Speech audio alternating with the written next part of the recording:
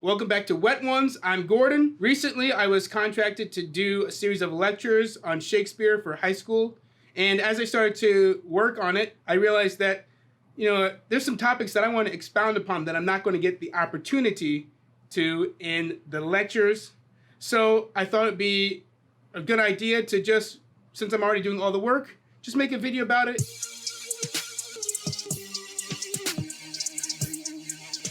Today, I'm going to be talking about how to access Shakespeare.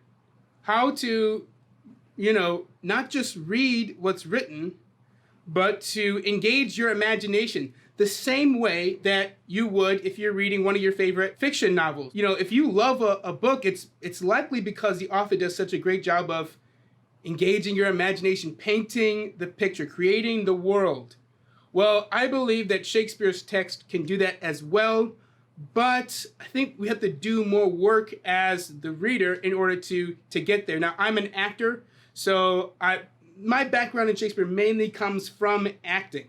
Okay, but I also think that this is going to serve as a good educational video for anyone who's just reading it, who is not really getting the story from just the lines. Okay, this will help you get the bigger picture, to see what's going on, to see the interplay between the characters or what's going on in the character's mind. And if you're an actor watching this video, this is really going to help you nail that monologue, that audition, or just help you better create a character if you're doing the play. So you don't want to do the same version of the character that you saw somewhere else, which is what we tend to do because no one has properly taught us how to create and how to engage our imagination when we're using Shakespeare's text. So I'm going to be doing that for you guys today. My subject is going to be something that everyone knows. I didn't want to pick something more obscure. I know earlier I posted a video of my Angelo monologue from Measure for Measure, but now a lot of people know that play, at least with Shakespeare's Romeo and Juliet. Most everyone already knows Romeo is a Montague, Juliet is a Capulet. Their families are sort of warring factions in the city of Verona, Italy. So there's stakes when he finally falls in love with Juliet because he realizes that he can't really be with her even though he desperately wants to. This here is what is colloquially known in the thespian community as the balcony scene. I'm also going to be introducing some interesting facts, explaining terminologies that come up. So there's going to be a lot in this video. This is going to be a longer format video. This is meant to be in some ways comprehensive.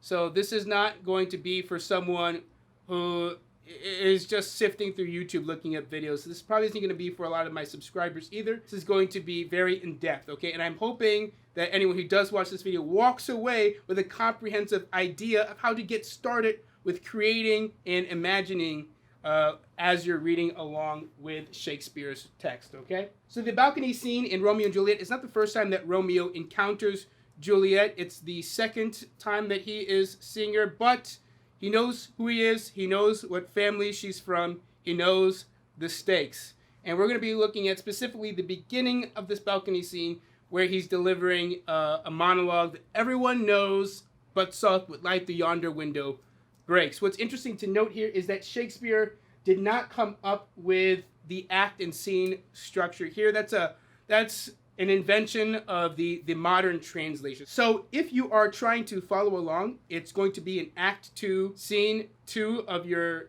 play. Another thing that I'm going to be addressing in this video is what tools not to use, what tools to use, and how to use them to your benefit and not to fall into a trap of relying too heavily on them. In particular, I'm using No Fear Shakespeare right now. This is a service that takes the text and gives you a line-by-line translation. Every now and then they skip a line, but for the most part, it's a line-by-line translation of the text in modern English, okay? Just so that the reader understands better what's going on. Now, I'm going to demonstrate throughout this video that you don't want to rely fully on this because you'll see that they kind of lock you into an interpretation of the text. And remember, we're using our imagination here, and no two people are going to have the same imagination. So we don't want to lock ourselves into an interpretation of the text, especially if you're an actor, because if we all think the text means the same thing, then we're all going to have the same performance whenever we take on a role in a Shakespeare play. We don't want that. We want to avoid that. We want to be able to be more creative when we approach the text. I will start by noting one of the pros of using this. I use it, okay, but you have to use it sparingly. One thing that it does help with is this is supposed to be a modern English translation, okay? Words that we use today. And Shakespeare had some words that he used that, most people don't know the meaning of, okay? And even with context clues, certain words can be very difficult to guess the meaning of. So it really helps to come to something like this, where it's going to translate it for you, so you don't have to spend hours and hours trying to look it up, because some words are difficult to look up a legitimate definition. Fun fact here, people often say the reason we don't understand Shakespeare too well, or why it seems foreign to us, is because it's a different language. It's Old English. It's archaic. This is not true, actually. It is still English. It's early modern English. The difference here is it's the same language, but he has different words that a lot of people don't know today or don't use today. This is sort of equivalent to, say, someone from 100 years ago having a conversation with someone today, and they're getting a little confused by the conversation because of our new vernacular that we've developed. It's the same language, but we have different words. Another thing I often hear about Shakespeare is that this is how people spoke back then. This is not how people spoke back then. They did not speak in verse, okay? They did not speak in iambic pentameter. A lot of these words he invented, or not necessarily invented. A lot of these words, it's the first time that they appear in print. So he could have invented a lot of them, but not necessarily all of them, as in he might have heard someone else say them, or they were known, but they weren't in print yet. So that's really what it is. This is the first time they're appearing in print. And so it's unlikely that the average speaker back then used all of these words. All right, enough of my talking. Let's get into the text, and let's start engaging our imagination. But soft, what light through yonder window breaks. It is the east, and Juliet is the sun. Okay, let's go to the translation that No Fear has. But wait. Okay, so that's nice. If you don't know what but soft means, so we don't really speak like that, but soft, what does he mean? Is something literally soft? No, he's just saying wait. But wait, something has occurred, and he's taking a moment to take it in.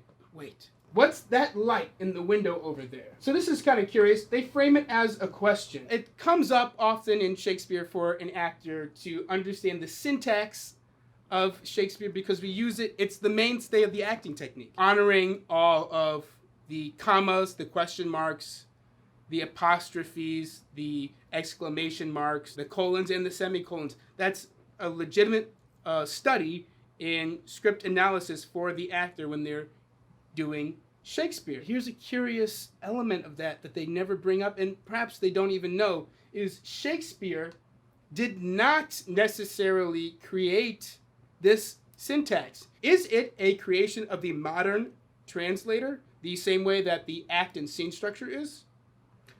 No, not necessarily, and certainly not in this case. Now here I'm pulling up what's known as the First Folio. The First Folio is the first official publication of Shakespeare's completed works, completed as in just what they had collected at the time. It was collected by a select few of his actors who were really passionate about getting his work out there to the public and publishing it in his honor. Since he passed away, they hadn't really been handed scripts like his. And so they thought it would be a sin, really, to not collect his works and publish them for everyone to enjoy for years and now centuries to come. It was called the First Folio because there was more folio publications that revealed more plays that no one had seen in print before. It's often used by modern scholars and actors as official versions of the text. There are different versions of the text, like the quartos. Those are usually considered pretty bad, so we usually like to rely on the folio, and namely the First Folio. So that's what this is, the First Folio. It's a scan of the First Folio. And as you can see, the question mark, what light the yonder window breaks, it appears here in the folio. So in 1623, that's when the folio was published, that question mark existed there. So it is not a creation of the modern translator. But did Shakespeare put it there? Well, no, not necessarily, because he was dead, right? And his actors collected copies of it, the scripts, probably pulling all of the different sides from all the different actors and then collating it into a cohesive play again. But this was printed individually by hand, okay? I believe it's called a scribe, and the scribe would see, all the texts that were handed to him, and he would have figured out how to print them by hand, okay? But he didn't make one copy. He made, there were hundreds of copies, and it's not necessarily all the same scribe, right? So these are all individually printed, and this is just one folio. So if there's a couple hundred folios out there, and only 70 of them, are still in some form accessible to us today, okay, that have survived till today, and really only a handful of them are complete. Well, we don't know exactly how it appeared each time. We don't know if they changed their syntax each time. And the scribes back then were known to sort of have an ego about thinking they knew the best syntax, okay, and the best spelling. So it's possible that even though Shakespeare wrote the plays, that the scribe put the syntax in because he thought it was best, okay, or that the scribe created the capital letters, decided on the spelling of words, so it's not necessarily Shakespeare. That being said, we often rely on this folio and the syntax within it as the official version of the text, despite the fact that there's really no way of knowing if it's actually what Shakespeare wrote. I think we put a lot more stock in it than it deserves, but let's pretend like it matters, okay? What light the yonder window breaks? The translation, what's that light in the window there? So here they're locking you in, as I said, to this being a question. It could be that what is an exclamation? What light through yonder window breaks? That's one thing I don't like about it, but of course, if you just use the folio and no one tells you what I just told you, you're going to be locked in that interpretation anyway. So I don't think that's a negative of using No Fear Shakespeare. What's that light in the window over there? It is the east and Juliet is the sun. That's just it is the east and Juliet is the sun. So one has their translation added to Shakespeare's original verse. It's almost like, I feel like in this case, you don't really need that, right? Because it's just repeating what Shakespeare already wrote. And I think that's the power of Shakespeare's text, is that sometimes it doesn't need to be translated. We feel it, we get it. It is the east, and Juliet is the sun. Arise, fair sun, and kill the envious moon, who is already sick and pale with grief, that thou her maid art far more fair than she. The translation is, rise up, beautiful sun, and kill the jealous moon. So all they did was change the word envious to jealous. The moon is already sick and pale with grief because you, Juliet, her maid, are more beautiful than she. So here's a weakness of the translation. It suggests that the moon is already sick and pale because of Juliet and her beauty. But Shakespeare's text doesn't suggest that. It says, arise, fair sun, and kill the envious moon, who is already sick and pale with grief, that thou, her maid, art far more fair than she. Not that the moon is ugly because you're beautiful. He's just juxtaposing the two. This is the image of the moon, but this is you. I'm raising you up with this extended metaphor, with this poetry, okay? I'm not suggesting any causation of your beauty. I'm just saying that you're extremely beautiful. What have we gotten so far from this translation? It's basically just repeating exactly what Shakespeare already wrote. It gave us maybe a translation to a few words that, some readers might not know. It's just a superficial, just reformatting of the words, right? It just kind of changes the order, and it even creates an interpretation that isn't necessarily true. So why do we need it? Well, I already kind of said, some of the pros, okay? And those are really it. You only need it when you really need it. You don't want to go to it immediately. It's just when you're confused, you go to it. If you're not confused, don't use this. This isn't confusing. You don't need this. And if you're going to give a translation, you ought to tell the reader something about the text that they can't get from just reading the text. So here's how you engage your imagination. Start asking yourself, what is the character reacting to? What is he seeing? What's going on? So let's go back to the beginning. But soft what light the yonder window breaks. It is the east, and Juliet is the sun. Perhaps we can interpret this as, what's going on? What's that? It's that light. So it's in the middle of the night, right? Something has startled him. It's a light peering through a window because the light was just turned on, okay? And he sees something in the window. What does he see? Well, he could be just, like imagining, oh, I saw Juliet earlier, so that light is just like the light of Juliet when I saw her earlier at the party. Or it could be that he thinks he sees Juliet through the window. Okay. What about Juliet does he see? Does he just see her face? Later we'll come to see that maybe he's not close enough to see her fully. So maybe he's kind of far away and he thinks he sees her. And he's catching the audience up on his inner thoughts. He's telling the audience how beautiful he thinks she is. Okay? As he's inching closer and closer to the window to get a better look. And as he gets closer, he can't make out her face, but he can see her body. And this is a young woman in bed at night. She just turned the lights on. It's possible that she's undressing or that she's already fully naked. He could be reacting to seeing a naked young woman, and they're both young, so don't get creeped out about this. He could be seeing a naked young woman this could be like a really big moment in his young life. She is like freaking naked. And I'm saying, so now instead of standing there sounding like you're just, like restating some nicely written poetry to the audience, but off with like the yonder window breaks.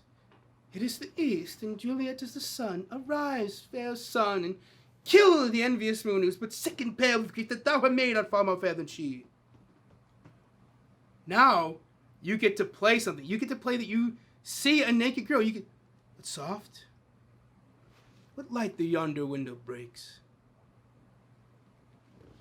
It is the east. And Juliet is the sun. Arise, fair sun. Come on, stand up. I can't fully see. You're sitting down. Stand up so I can see your whole naked body. Is already sick and pale with grief that thou hast made art far. Now you're fully seeing. Oh, she stood up. Thou art far more fair than she. You see what I'm saying? We have to access our imagination and not rely on these weak translations of the text. There's something going on. The characters are reacting to things. Let's go to the next line, okay? Be not her maid. Since she is envious, her vestal livery is but sick and green, and none but fools do wear it. Cast it off. Okay, let's go to the translation here. Don't be her maid, because she is jealous. Virginity makes her look sick and green. Only fools hold on to their virginity. Let it go. You're going to get locked into the idea that he's just talking to the audience, or you're not really going to know what's going on. So let's go back to our imagination. He's just seen her fully naked body. She stood up, so he got a really good view of her. Now he's thinking about if she's made a vow against sex, about her chastity. Is she one of those girls who's not going to sleep with me? I want to get down with this girl, so she better be willing to cast that off. But let's come up with some specific imagery. Maybe he sees her fully, but her posture is kind of reserved. Maybe her legs are crossed or something, or her arms are kind of covering up her breast, something like that. And so now he's thinking about her chastity. Is she really as reserved as she looks right now? I certainly hope not. Be not her maid. Since she is envious, her vestal livery is sick and green, and none but fools do wear it. Cast it off. Now he's convincing himself, he's convincing her, even though he's not really speaking to her. He's relaying to the audience that he does not want this to be a chaste woman. He wants to get down with her. And this is just a single interpretation, but it's a stronger interpretation because we're engaging our imagination instead of just superficially trying to understand the text here. It is my lady. Oh, it is my love. Oh, that she knew she were. She speaks, yet she says nothing. What of that? Let's go to the translation now. Oh, there's my lady. Oh, it is my love. Oh, I wish she knew how much I loved her. She's talking, but she's not saying anything. So what? Her eyes are saying something. I will answer them. That makes Romeo sound really stupid. This is how people get to thinking that Romeo is a dumb character who makes a stupid decision to kill himself at the end of the play. This is how people believe the play is stupid, how they don't like the play. He just seems totally unrelatable. But a horny teenager, that's relatable. A horny teenager whose, emotions lead him to make a decision that, in hindsight probably isn't the best one, but he's so controlled by his emotions and desires. You can see, you've done that. Every person who was in high school has done something stupid because they were horny. So now we can identify with the character, and we don't have to think of him as stupid. We can think of it as a momentary lapse in judgment. And then when it comes to the end of the play, when he kills himself for love, you can sort of see where he comes to that conclusion logically. You can see his train of logic. He doesn't see any value in this war between his families that has led to the death of the only thing in life that he loved. The thing that he loved the most, to the nth degree. They're star-crossed lovers. And really the only other happy couple in the play possibly are his parents. It's really the only happy marriage. So he might have grown up learning that love was the only thing that had meaning. And now the only thing that had meaning was taken away from him. And in order to get his power back, in order to get purpose back, he has to take matters into his own hands and end his life so he can be with his love. Because he will not support living without it in the same meaningless way that everyone else around him, besides his parents, are doing. That's just an interpretation, but it's strong, and it makes the viewer feel for the character, identify with him, and enjoy the play as opposed to just thinking it's a stupid love story about a couple of idiots who kill themselves for no reason. Let's go back to the text here. It is my lady. Oh, it is my love. It's not just, oh, it is my lady. Oh, it is my love. You could play this as now he's close enough. He can actually see the features of her face. He is now certain that it's her. It is my lady. I am as lucky, okay, catching this person in the middle of the night as I thought I was, because it's not just anyone, it's the person I love. It is my love. Oh, it is my lady. You can continue that thought. It is my love. Oh, it is my lady.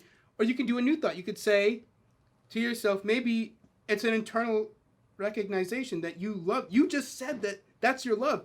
Oh, I love her. It is my lady. Oh, it is my love. Oh, that she knew she were. There's stakes in her knowing that I love her because it's illegal for us to be together. They could kill me for this. Oh, that she knew she were. She speaks, yet she says nothing. He sees her talking. But the way the translation reads, it sort of seems like, oh, maybe I didn't see her speak. No, it could be that she's speaking, but maybe she's not just talking about nothing. Maybe she's just like gossiping to herself about her day, maybe daydreaming about Romeo.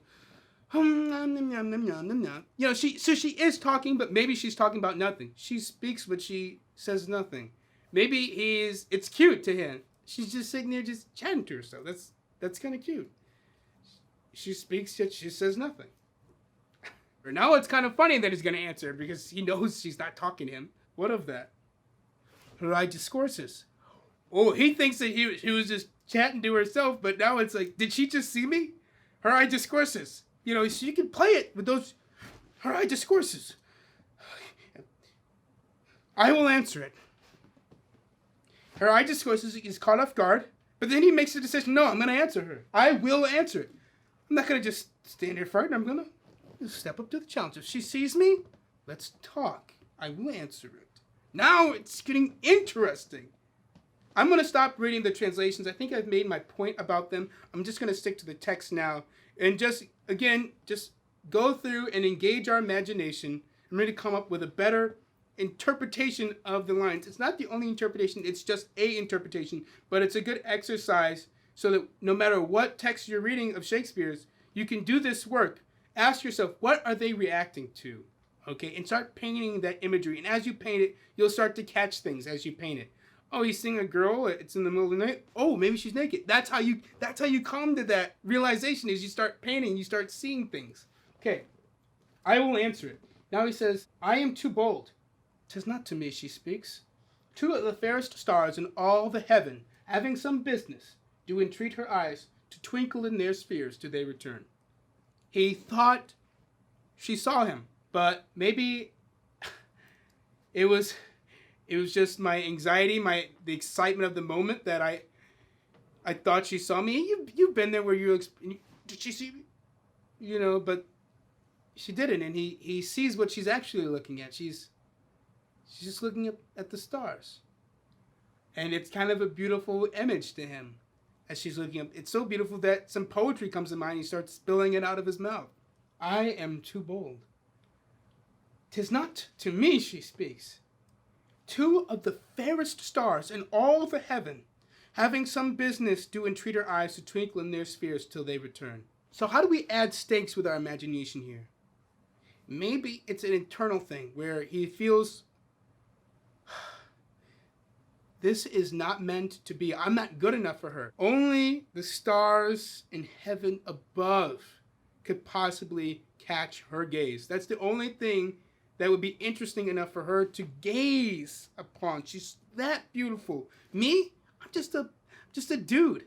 I'm not good enough to catch her gaze. I was too bold to believe that she was looking at me. I'm too bold. It's not to me she speaks. Two of the fairest stars in all the maybe it's kind of sad. I'll never be good enough. I'll never be. So these are all these things that you can play with. Two of the fairest stars in all heaven, having some business to entreat her eyes, twinkle in their spheres till they return. Yeah, I'm not good.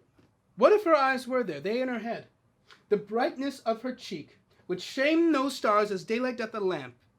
Her eye in heaven would through the airy region stream so bright that birds would sing and think it were not night. So what do we do with this? This is just kind of continuing the thought of the previous thing. Do we just stay in that same vein? What if her eyes were there? They in her head. The brightness of her cheek would shame those stars as daylight doth the lamp. That's how beautiful I really think she is. As daylight doth the lamp. The brightness of her cheek would shame those stars as daylight doth a lamp. Her eye in heaven would through the airy region stream so bright, so she'd be the brightest star in the sky, would through the airy region stream so bright that birds would sing and think it were not night. She would be so much so the brightest star in the sky that the birds, the morning lark that sings upon sunrise, would actually start singing because it would think it were morning, even in the dead of night. That's how bright she would make the sky. And this is cool because now it shows just how much of her actions you can really see. See how she leans her cheek upon her hand? That's kind of a fun image. It's kind of like a cute image of a girl just like leaning out of her window, just dreaming, probably dreaming of Romeo, which we find out that she's daydreaming about Romeo, even though it's night. It's not day, it's night dreaming of Romeo, right? She's sitting there like that. So if you're the actor, see her doing that. Oh my God, that's the cutest thing I've ever seen. And tell the audience, see how she leans her cheek upon her hand? Oh, that I were a glove upon that hand, that I might touch that cheek. So you can go, her eye in heaven would through the airy region stream so bright that birds would sing and think it were not night. And then you see her, and it's just the cutest thing. She's just like that. See how she leans her cheek upon her hand? That I wear a glove upon that hand, that I might touch that cheek. Okay, so that's the text. That's what we've gotten from the text. I think it might be cool if we sort of put it all together, okay? And see the magic unfold for the entirety of the monologue. Let's try it, okay? And you do this with me. Do it, mute me and do your own thing, okay? But go through the text. Even if you haven't memorized it, just keep it out in front of you. But soft. What light through yonder window breaks? It is the east, and Juliet is the sun.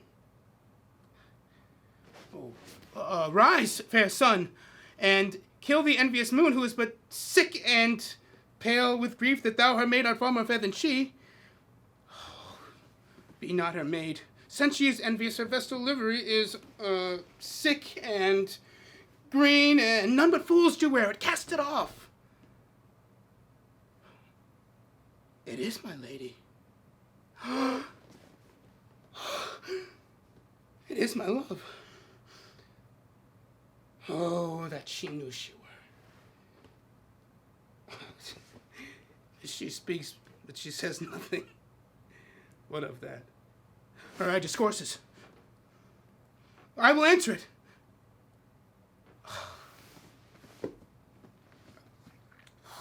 Oh, 'tis not to me she speaks. Two of the fairest stars, and all the heaven do entreat her eyes to twinkle in their spheres till they return. What if her eyes were there? They in her head. The brightness of her cheeks would shame those stars as daylight doth a lamp. Her eye in heaven would through the airy region stream so bright that birds would sing and think it were not night.